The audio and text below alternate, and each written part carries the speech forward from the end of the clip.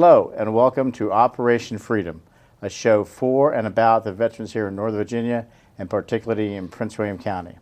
Today is a very special show. Our show today is talking general terms about veterans and the facilities and the legislative areas that will give more benefits to veterans.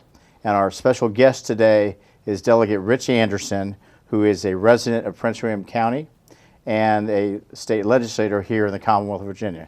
Rich, thank you for coming. Thanks for having me, Steve.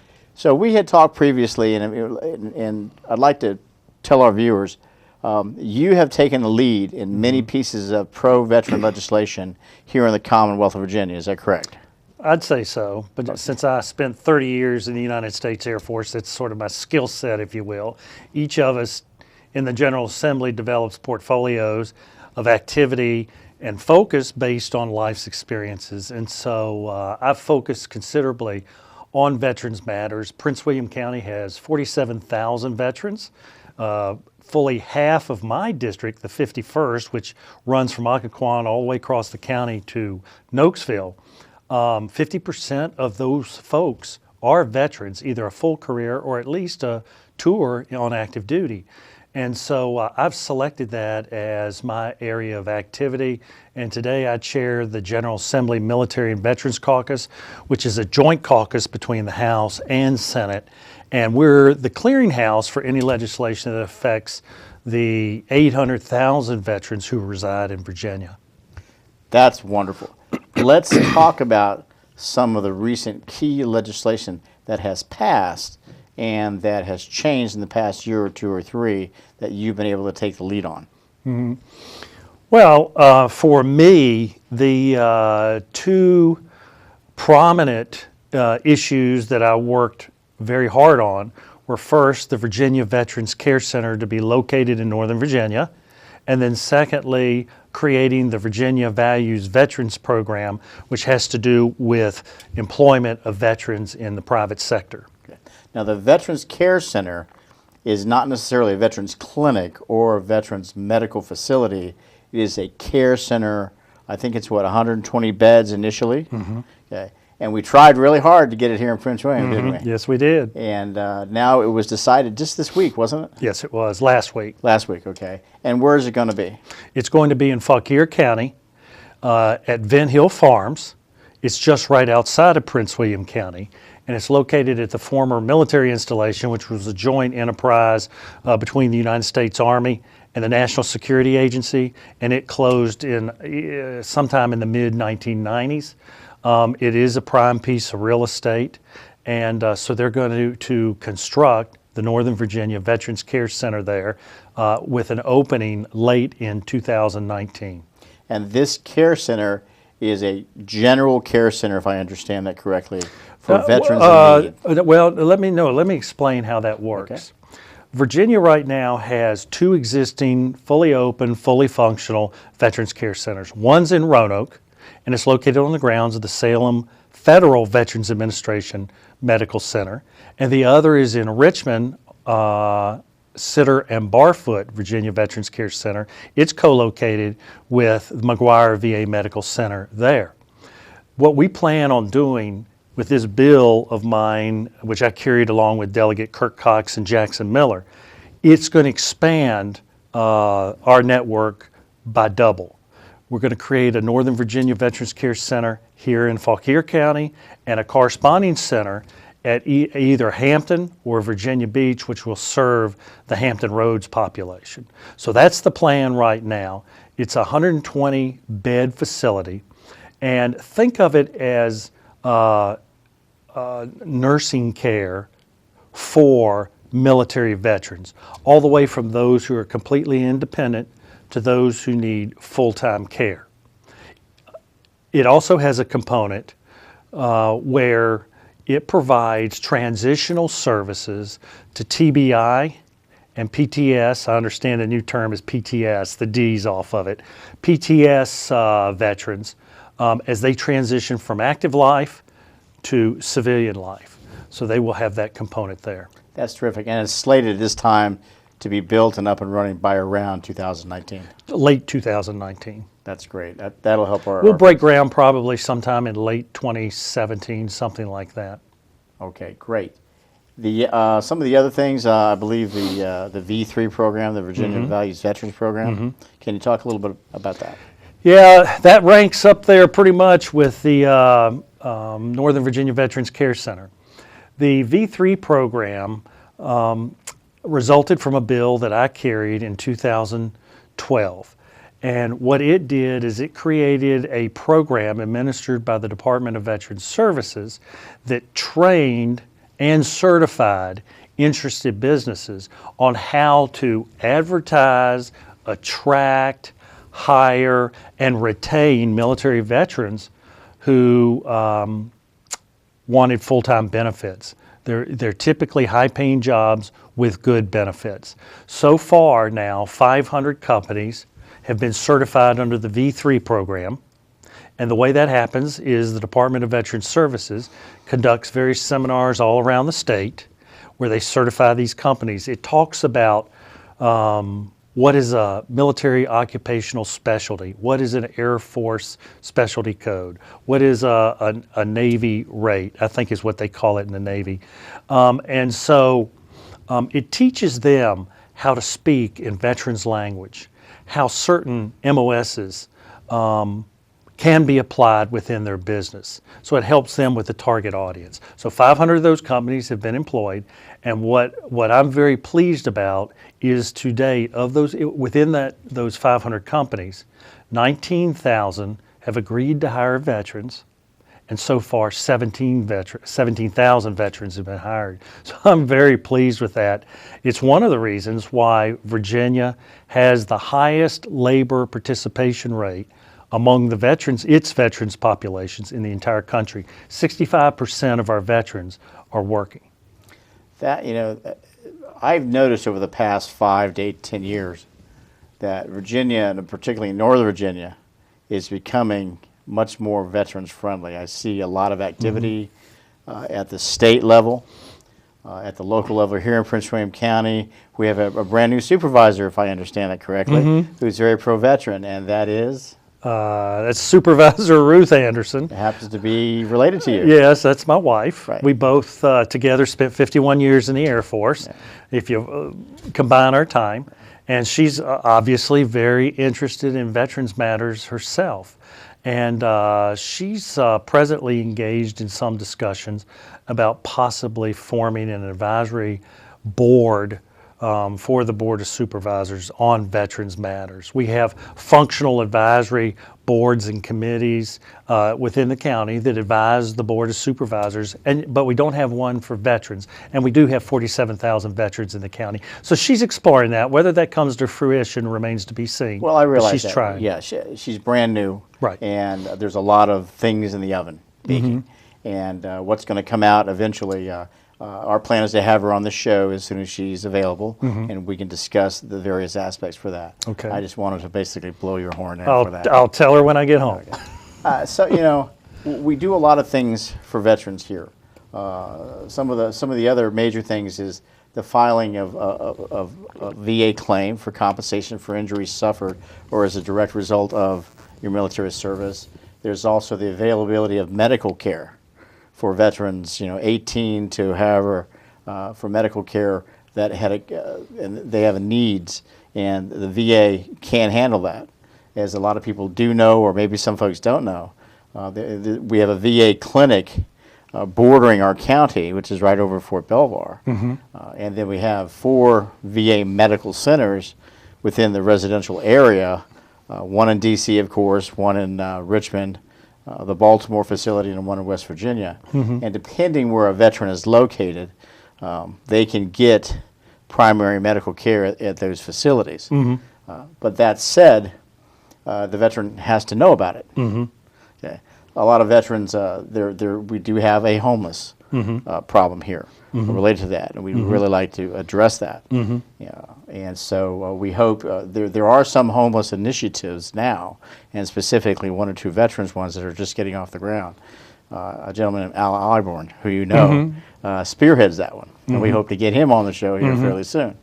But we really want to focus on helping the vet. and if we can get him on his own 2 feet, if he can't do it himself, we will help them. What other areas are you working on, or that you have worked on? For example, the housing. What was the term for if you're 100% disabled, and the housing property tax? We passed a constitutional amendment, Right. and then put it on the general election ballot. I believe it was 2 or 3 years ago, whereby localities would provide property tax relief to those 100% permanently disabled veterans.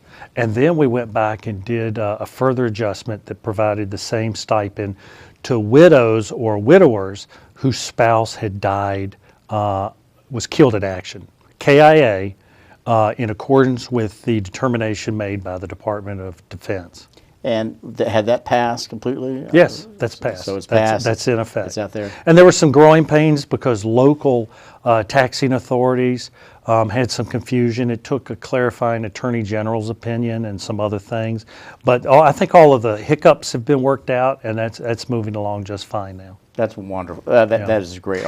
Let me go back to something you had said about Al Alborn and the work he's done with homeless veterans.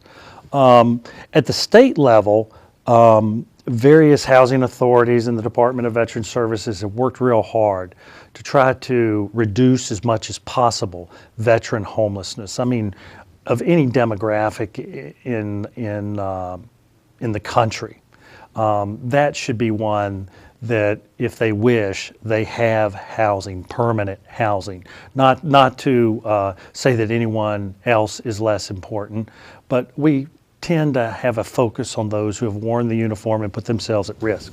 So at any rate, there have been dramatic reductions. But the challenge is, every time you have a veteran that you take off the streets and put in permanent housing, that same day, there's another veteran who's going to enter homeless status. And so it's a constant effort to keep up. What I have been doing is I've gotten somewhat of a reputation now with various local organizations as someone who knows who to contact to get assistance for local Prince William County homeless veterans. And so I've spent a lot of time doing that. I'll tell you who I'm very impressed with. Two real entities here at the local level. One is Project Mend a House. Working with them, they have gone out and done some major structural repairs to the private homes of veterans who didn't have the resources to maintain their home in a livable condition. I've been very impressed. The second one is Home Depot. They have a very energetic and vigorous veterans mission where they send teams into private homes to do these repairs. And I was able recently, a couple weeks ago, in fact, late May, to marry up Project Mend a House and Home Depot to where Home Depot went out and installed a garage door at no cost on the home, in the home of a 80-plus-year-old veteran who had served in Vietnam. So that's an area that I've been concentrating in. Is that the local Home Depot, any Home Depot? Well, nationally, they have a very vigorous program. Okay. One day I got a telephone call from the local manager who said, "Can you come over? I want to show you the store and talk about some things." I went over there. He had heard somewhere that I was a veterans advocate, if you will, and I found out about their programs. And the first time that the opportunity presented itself, this Home Depot flashed in my mind, and they have been very, very generous with their help with veterans. Well, that's terrific, having these private entities, these corporations step up.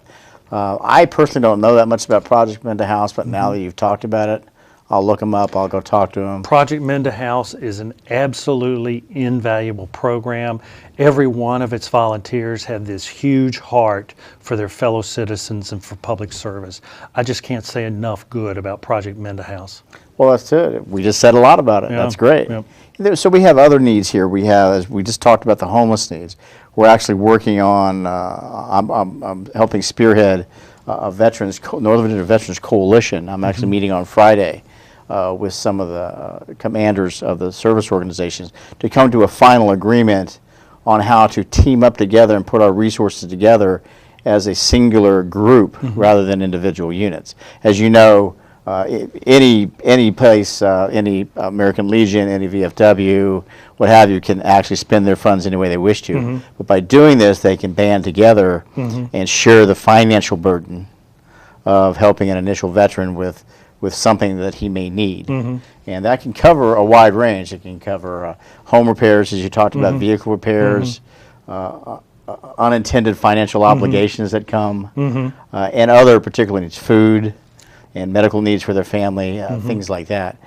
We try, we're all on the same sheet of music here, we try very, very hard to anticipate and come up with the right resources. Correct. And that resource can come from A to Z. Right. And the challenge is that there is never an end to that. That is a continuing journey. That is a continuing need that veteran services organizations will have to provide. That is very true. You know, the population now of Vietnam veterans are in that point of when they're retiring now and they're beginning those phases of their lives, you know, post Vietnam, post career. And now they want to live out the rest of their lives in dignity and healthy and respect. And it's our role to try and help them as best we can go down that path. Yep, you got it. Any other future initiatives that are currently in the legislative pipeline that you're able to talk about that may come to fruition in the next cycle or two or three? Well, that will begin to take form over the next several months.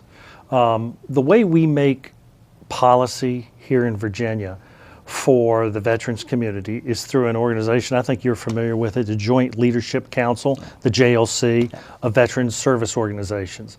That's a body that consists of 23 veteran service organizations from VFW, American Legion, Disabled American Veterans, all the way to 20 other organizations.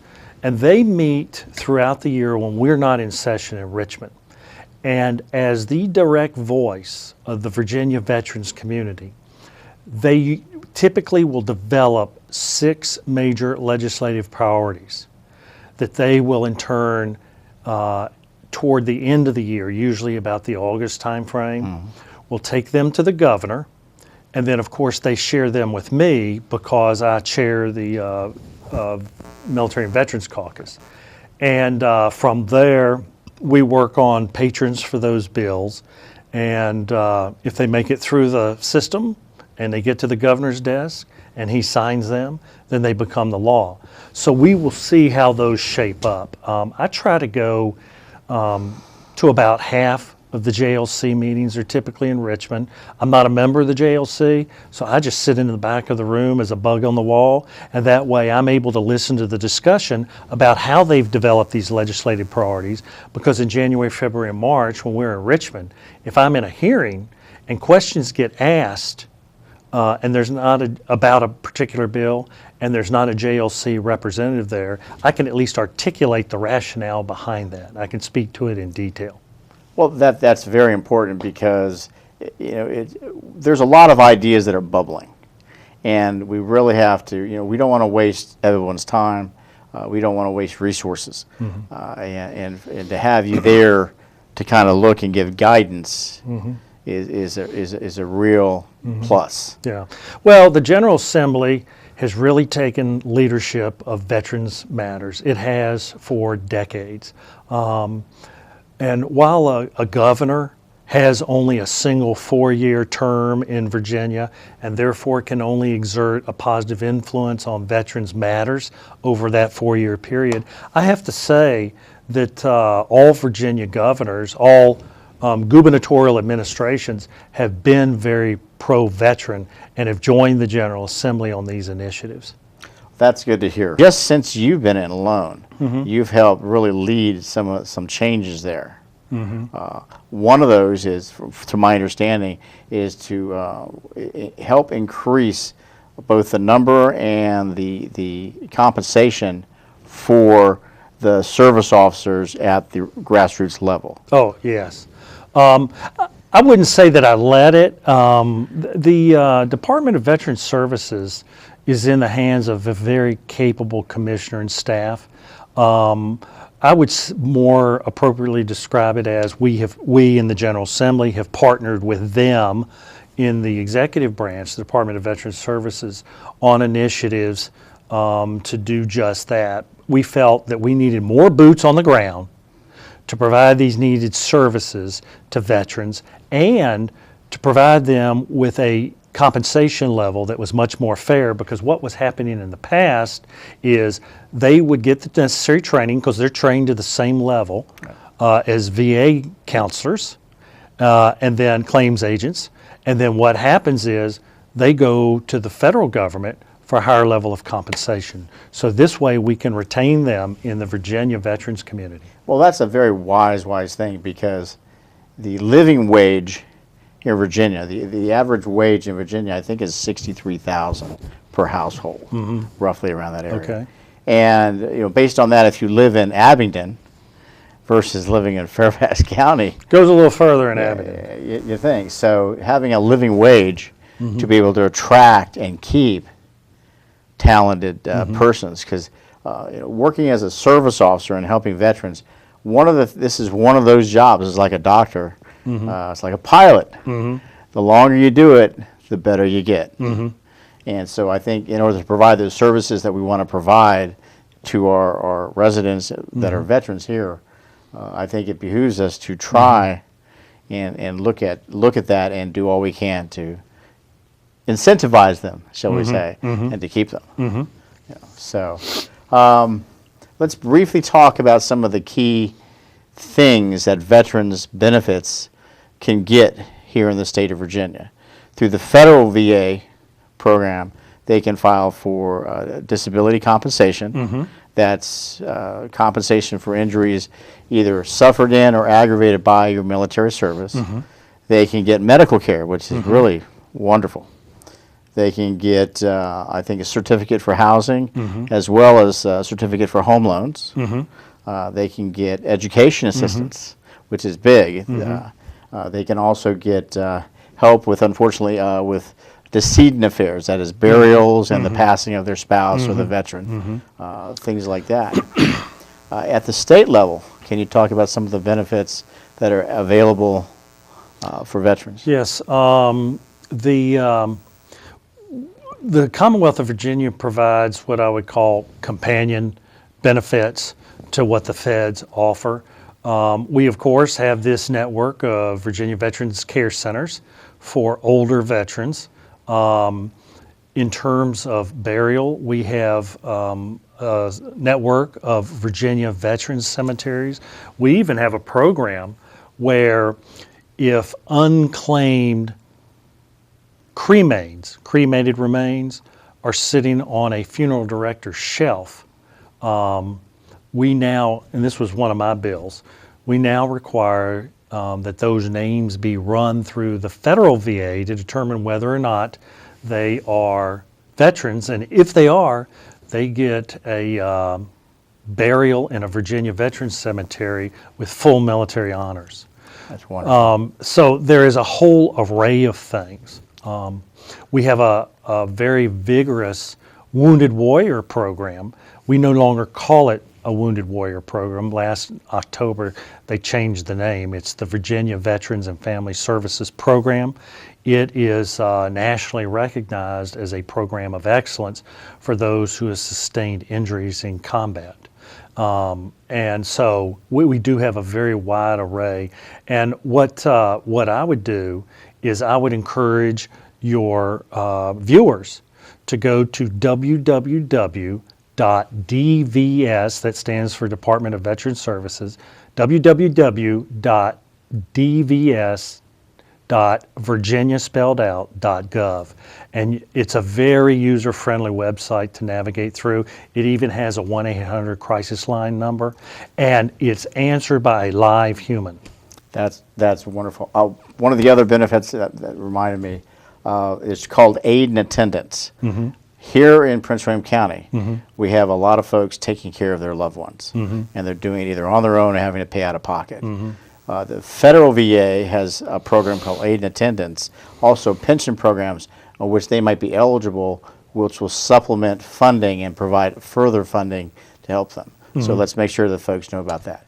If folks have more questions and want to direct questions towards you, how do they reach you? They can email me directly, and my email address is Del, D-E-L, R, Anderson, that's with an S-O-N, at house.virginia spelled out .gov. I do my own email. My staff does not do my email. I do it because I don't want to filter. Or they can call my office at 571-264-9983. And it's already out there. Call my home, 703-730-1380.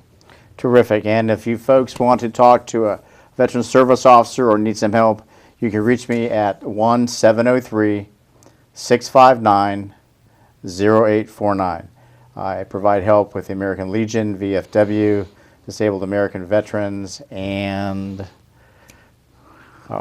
a lot of them, all of them out there. You're up to your Yeah. neck in Veterans Matters. I'd like to take a moment Thanks to for thank you having for me. coming out, Thank Rich. you. And I appreciate your work, and thank you for your service. All right, thank you. My name's Steve Botello, and thank you for watching our show, Operation Freedom. Have a good day.